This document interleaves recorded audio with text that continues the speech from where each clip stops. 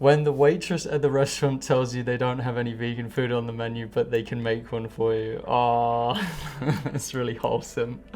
I like that. Oh, go on, I'll put it in A tier. Yeah, it's wholesome. Feel good from that one. No, no other vegan options, emergency kit. Yes, this is useful. This is very useful. Always remember, guys, if you have to go to a pub, especially here in Britain, they're not going to have a vegan option. There's no way. So these are good options for if you just need some energy. This happens to me occasionally if I'm traveling. I do love to travel. Let's say I'm making my way back home. Maybe I just can't find a vegan option. I'll have something like this to hold me over until I get back home, and then I can have the real nutritious stuff, the really good stuff that I've got prepared for me on my home territory. This is very relatable and also very useful. I'm gonna put it in A tier just because I want to keep S tier special for the really special ones, but I do love that one. Let's go. When you're at a group dinner and everyone finds out that you're vegan, oh my God. So I haven't been vegan very long, so I haven't had that many interactions like this. I've had a few, and I've tried to actually just close down the conversation, or even to just ask them like, are you sure you want to actually talk about this? We don't want to talk about the football or something, because I'm fine for it not to be about this, at least for the time being. But normally I like the opportunity to explain it because I want to also be an ambassador for veganism. Non-vegans might not understand this, but a lot of the time people are just curious about what their philosophy is on the subject of eating animals or using animals in some kind of way. And it does bring up interesting topics. Sometimes it makes it seem like we're forcing the conversation, but really a lot of the time people just want to know, and people will bring it up with the vegan. It could be like the 10th or 20th time that a vegan has been asked these questions. But yeah, the Finding Nemo format is great. Yeah, the protein is up in large in the foreground, and comments like, oh, I could never do that. I think you could. I think you could. I'm gonna put that in A tier, I think. Omnis, you need to drink milk or you won't have strong bones. Literally every other animal species. Yeah, exactly. I absolutely agree. I'm gonna put that here at A tier, I think. It isn't actually making the moral argument, it's just saying that it's weird. It's just highlighting that it's a very strange behavior for an adult animal to do. Let's go, another one. When people say they've never tried vegan food. That's a great picture. I like You have tried vegan food, even if you're not a vegan. So yeah, I'm gonna put that in S tier because I love the photo. It's a great pose with the photo. Okay, oh my God. Only people who cook with spinach will understand this one. That is so true. And this is why I love spinach. Spinach is, by the way, spinach is super nutritious for you. You can just empty a big bag of baby spinach into a pan and it will just shrink up. And I just think to myself, wow, yeah, I'm eating like a really condensed superfood that's super nutritious for me. Yeah, I love it with the forest. It's so true. I can't help it, guys. I've got to put that in S tier. It's just too relatable and I just love spinach. Ooh, this one's a big one. Why aren't you vegan? A vegan was rude to me once, so not gonna stop murdering animals. But why are you vegan though? A non-vegan was rude to me once, so I stopped murdering animals. Yeah, I love this, just using the same meat eater logic against them. Like seeing how ridiculous it sounds when a vegan uses the same rhetoric that a non-vegan uses. My parents were rude to me once, so I'm an antinatalist too.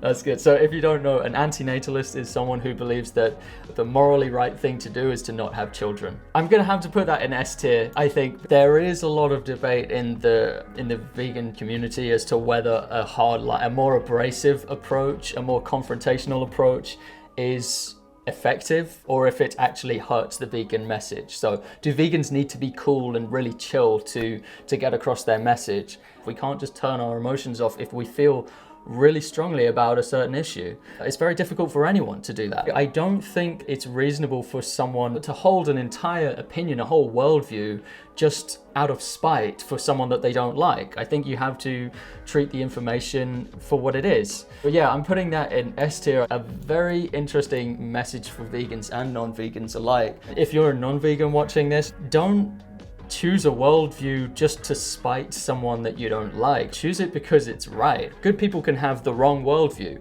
Bad people can have the right worldview. So there could be someone you really don't like who's a vegan. Does that mean you shouldn't be a vegan? No, of course not. I want to be vegan, but I can't because cavemen ate meat. Yeah, when you put it like that, it does sound very absurd, but I do understand what non-vegans mean. First of all, they're asserting that there might be a biological need to eat meat, which I disagree with. All vegans are living proof of that, but also that there might be a cultural reason to eat meat that could be quite hard to live. I know it's unintuitive to think we've done this thing for so long and now you're telling us that we shouldn't do it. I understand why intuitively that's hard for you to wrap your head around. The reason why that is the case is because now we don't have to eat animals. We've got an abundance of plants. So why should we harm these animals if we don't need to? That is cruelty and that is immoral. Because it's a bit of a straw man, I'm gonna put it here in C tier, I think. Oh boy, we've got more. Why do vegans have food that look like meat? Why do meat eaters change their food so it doesn't look like an animal? Wow, there's a little baby chicken in there. Yeah, that's a good picture. This is a very good point because this is actually something that very powerful lobbyists in Europe and elsewhere, they've been trying to actually impose restrictions on vegan products, vegan foods. You're not allowed to call it a burger, for example. They're trying to get it so you have to call it a disc. It's very patronizing, it's very condescending because no one is accidentally buying a plant-based burger instead of a beef burger, instead of a cow burger. No one seems to be making that mistake. It's just a ridiculous argument, really. So I think this is a very good meme. I will put this, I think the image could be a bit better in the screen. I'll put it at B tier because the message is good. Vegans don't eat animal products. What about the ones that suck the soul out of a dinner party? I didn't find this one very funny. It's very stereotypical. It's like that vegans crash the party. It's very anti-vegan. It doesn't really address the problem of veganism. I would definitely put that in D tier. I'd actually put it maybe below D tier. Like there should be an F tier on here. I'm putting it right at the bottom. It's not very productive at all.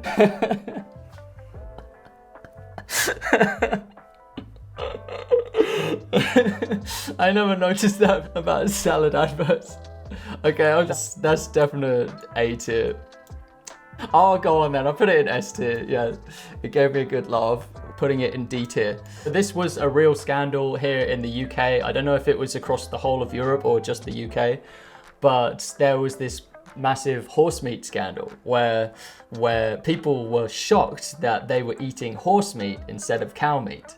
And they were very angry and upset about that. At the time, I didn't really think anything of it because I wasn't a vegan. I wasn't even a vegetarian at that point.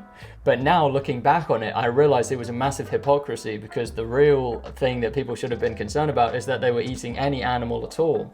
And they should have been asking about the conditions and what it requires for them to eat that steak or whatever, that animal product. There's certainly death involved at some point, you know that much, but did you know about the other things that were happening? Forced pregnancies, artificial insemination, castration and branding and mutilation without aesthetic. Were they concerned about that at all? No, they were just concerned about the breed because this is carnism, guys. This is the weird paradigm we're living in where it's absolutely wrong to kill horses for food, but there's nothing wrong with killing cows for food. So that is an absolute hypocrisy in our society, but no one even noticed. I'm going to put that in B tier because it was interesting to see that level of cognitive dissonance here in the UK. This one's good. Okay, I like this one. How can you tell if someone is vegan? Don't worry, when you offer them meats, they will say no thanks. Then you can ask them a bunch of questions about it, which they will answer politely. Then you can get upset about it for no reason. So this meme was doing really well until the last part. I think it would have been nicer to leave this as a wholesome meme and not like strawman the other person, but unfortunately that has been the vegans' experience. That has been vegans' experience, that a lot of the time they might make people upset because they're different and they have a different lifestyle choice, and that does morally threaten people. It threatens them because it points a mirror at the way that people are living their lives, and it's critical of the way people live their lives. Even if you say nothing, you're putting a mirror to a meat eater and saying, look at you, look at what you are doing, and be responsible and be accountable for your actions and what you do. It's a good subversion of the really bad overused joke. So I will put that in A tier. It was almost S tier, but it wasn't wholesome enough for me. It's otherizing, it's distancing one group from the other. And I like it when we're able to bridge the gap between people so that vegans can talk to people and not otherize them and not make them feel bad. This one's good. Vegan company blends oats and water, adds coconut oil and sugar to make ice cream. What my non-vegan parents see. This is good. I think there is a misconception about vegan products. It's still natural ingredients. It's plants. It's using plants, and a lot of the time it's not as processed as you would think. And it's amazing what a good chef can do to make something taste like dairy, or to make something taste like meat when it's not. It's just amazing. It gives me a lot of respect for what chefs do. I'm gonna put that in A tier as well. That's a very astute observation of how non-vegans can sometimes see replacements for meat and dairy. All right, this will be continued in part 3. Leave a comment on the video, which was your favorite meme and why. Check out my channel for more videos on veganism, vegan ethics, vegan subjects, and I'll see you in the next one.